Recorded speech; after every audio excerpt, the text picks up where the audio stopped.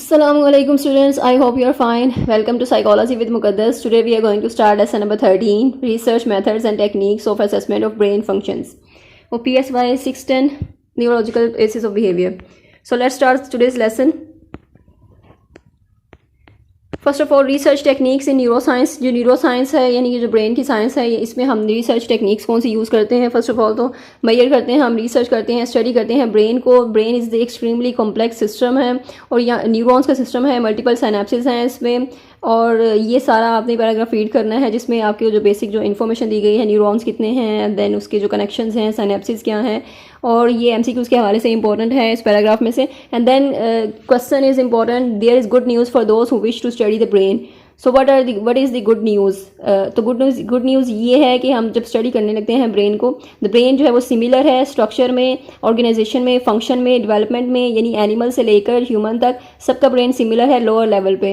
जब higher level पे जाते हैं तो ह्यूमन जो ब्रेन है वो ज़रा डिफ्रेंशिएट हो जाता है because of the higher cortex, cerebral cortex. तो ब्रेन स्ट्रक्चर जो है वो ग्रुप टुगेदर, इनकी ग्रुपिंग होती है, simplifying the study of brain, यानी फिर हमारे लिए ईजी हो जाता है ब्रेन को स्टडी करना।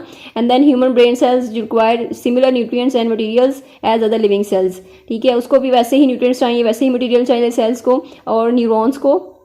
और इसकी स्टडी जो है विट्रो भी होती है और विवो भी होती है। विवो विद इन भी स्टडी कर सकते हैं हम ब्रेन की, and the outside the living system भी विट्रो भी स्टडी कर सकते हैं। So these are the important good news for the experimenter who wish to study the brain. So this is the most important question. And then there is the bad news. अब bad news क्या है? The brain is extremely बहुत complex system है, यानी complex behaviour को study करने के लिए हमें बहुत इसको केयरफुल रहना पड़ता है इसमें, और इसकी जो टेक्निक्स हैं उसको अप्लाई करने के लिए भी बहुत केयरफुल रहना पड़ता है। एंड ये सारा इसमें जो बैड न्यूज़ है इसको आप स्टडी कर लें, एक बार रीड करेंगे आपको अंडरस्टैंडिंग हो जाएगी। एंड देन टेक्निक्स होती हैं कुछ, यानी जिस टेक्निक को हम अप्लाई करते हैं, जो हमारा एरिया ऑफ इंटरेस्ट होता है उसके अकॉर्डिंग ही हम वो टेक्निक यूज़ करते हैं। टेक्निक जो है वो वेरी करती हैं, ये डिपेंड करता है आपका एरिया ऑफ इंटरेस्ट क्या है, आप किस चीज़ पे इंटरेस्ट करना चाह रहे हैं, किस चीज़ पे आप रिसर्च करना चाह रहे हैं, कौन से ब्रेन एरिया पे रिसर्च करना चाह रहे हैं, या फिर आप सिंपल बिहेवियर को करना चाह रहे हैं रिसर्च, या कॉम्प्लेक्स बिहेवियर को रिसर्च करना चाह रहे हैं। तो ये सारी चीज़ें आपको टेक्निक्स जो हैं वो इस पर डिपेंड करती हैं।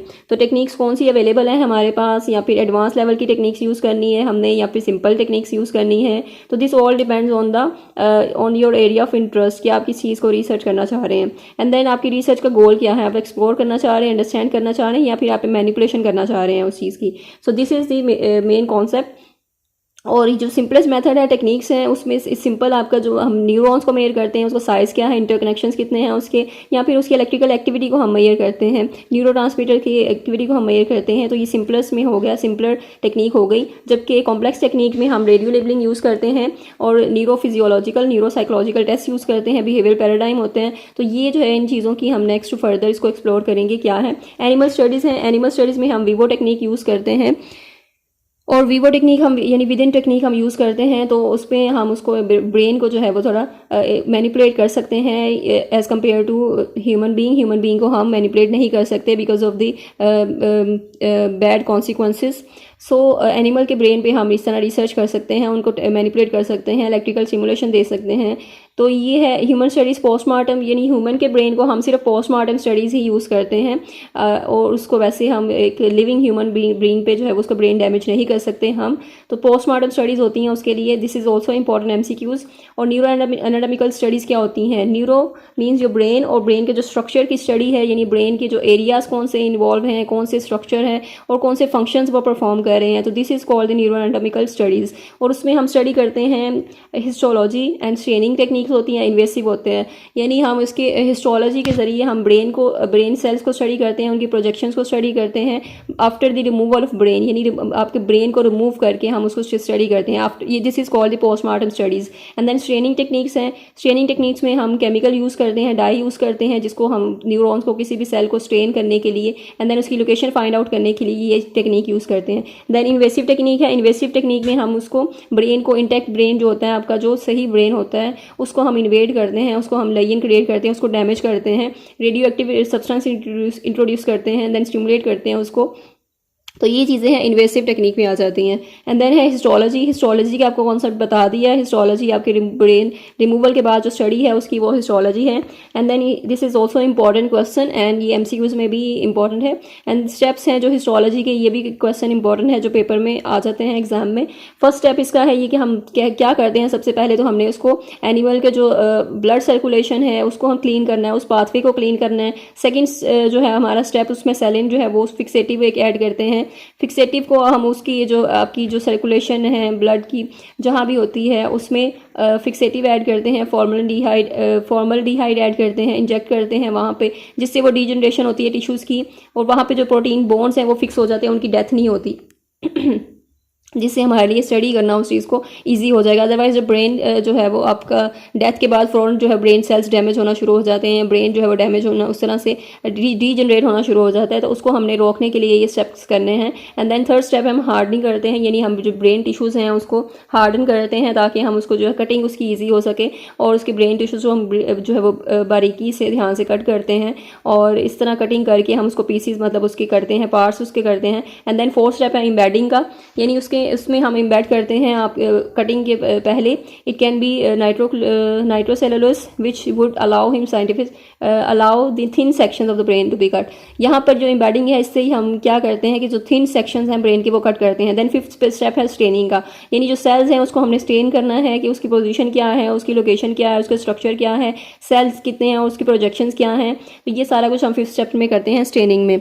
And then there is types of stains more frequently use. अब कौन से स्टेन्स जो हैं वो यूज़ होते हैं, तो ये this is also most important question और ये आपके शॉर्ट क्वेश्चन में भी आ सकता है। देन आपसे अलग भी ये पूछा जा सकता है कि गोल्जी कॉक्स सिल्वर के बारे में बताएं या फिर हिस्टोफ्लोरेसेंस की टेक्निक जो है उसको डिस्क्राइब करें। तो ये है, इसमें नाइसिल ब्लू जो है वो एक स्टेन है, यानी आपने सेल बॉडीज़ को स्टेन करता है। तो सेल बॉडीज हम आइडेंटिफाई करते हैं कितनी शेप्स की हैं, उसके फंक्शन क्या है, स्ट्रक्चर क्या है उसका। व्हील स्टेन है, व्हील स्टेन में माइलिन को करते हैं जो कि अराउंड दी एक्सोन होता है। And then Golgi Cox silver है, ये सिल्वर कलर का स्टेन होता है और ये 2-3% न्यूरॉन्स को स्टेन करता है। देन हिस्टोफ्लोरेसेंस है, हिस्टोफ्लोरेसेंस आपकी टेक्निक है जो सेल्स को एक्सपोज करती है ड्राई फॉर्मल्डिहाइड गैस से। एंड देन उसके कलर्स जो हैं वो उसमें शो होते हैं। And this can be use to identify neurotransmitters, कि न्यूरोट्रांसमीटर के एरियाज कौन से हैं जहाँ पे ज़्यादा न्यूरोट्रांसमीटर्स हैं। Then tracers, this is most important MCQs, और ये क्वेश्चन भी आपका आ सकता है और ये एमसीक्यूज़ भी बहुत बार आए। These are methods which are special procedures होते हैं जो कि हम इंजेक्ट करते हैं एनिमल पे, यानी किसी को जो हम ट्रेस करते हैं ना, यानी हम किसी का फॉलोअप कर रहे हैं, तो ये है कि हम इंजेक्ट करके उस एनिमल का जो है वो एक बिहेवियर चेक करते हैं, उसको ट्रेस करते हैं कि उस पर कैसे भी इफेक्ट कर रहा है। Then neuro anatomical tracing method हैं और उसके बाद है anterograde tracer, retrograde tracer. Anterograde tracer जो है उसकी डायरेक्शन कहाँ से होती है, this is the most important, कि उसकी जो डायरेक्शन है सेल सोमा से उसकी जो बाकी जो प्रोजेक्शंस हैं ब्रांचेस की तरफ वो मूव करता है ट्रेसर। जबकि रेट्रोग्रेड में बिल्कुल वो ऑपोजिट होता है, यानी कि वो बैक साइड से आपकी जो एक्सन से सेल सोमा की तरफ वो ट्रांसफ़र कर रहा है। तो ये चीज़ें हैं, this is most important question. और एंड देन 3 मेजर टेक्निक्स हैं आर एज फॉलोज। तो 3 मेजर टेक्निक्स भी इंपॉर्टेंट हैं और आपसे शॉर्ट क्वेश्चन में पूछा जा सकता है। जस्ट आपसे नेम मेंशन करने के लिए कहा जा सकता है, यहाँ पे ये अलग से भी आपको, जैसे कि हाउस रेडिश पेरोक्सीडेज है, इसके बारे में पूछा जा सकता है कि ये क्या है और इसको डिफाइन करें। 3 मार्क्स का क्वेश्चन हो सकता है ये। एंड देन इसमें एमसीक्यूज़ भी इंपॉर्टेंट है, एमसीक्यूज़ भी आ जाते हैं इसमें से। तो ये आप 3 जो मेजर टेक्निक्स हैं वो ये है रेडियो लेबलिंग की, जो ऑटो रेडियोग्राफी है, रेडिएशन है जिससे हम रेडिएशन के थ्रू जो है वो उसको ब्रेन को जो है टेस्ट करते हैं, ब्रेन को स्टडी करते हैं, रिसर्च करते हैं ब्रेन पे। रेडियो लेबलिंग ग्लूकोज हम जो है वो इंजेक्ट करते हैं, ग्लूकोज को 2DG होता है, डीऑक्सी ग्लूकोज होता है जिसको इंजेक्ट करते हैं ब्रेन में, और फिर इससे हम सेल्स की जो है वो स्टडी करते हैं, देखते हैं उसको।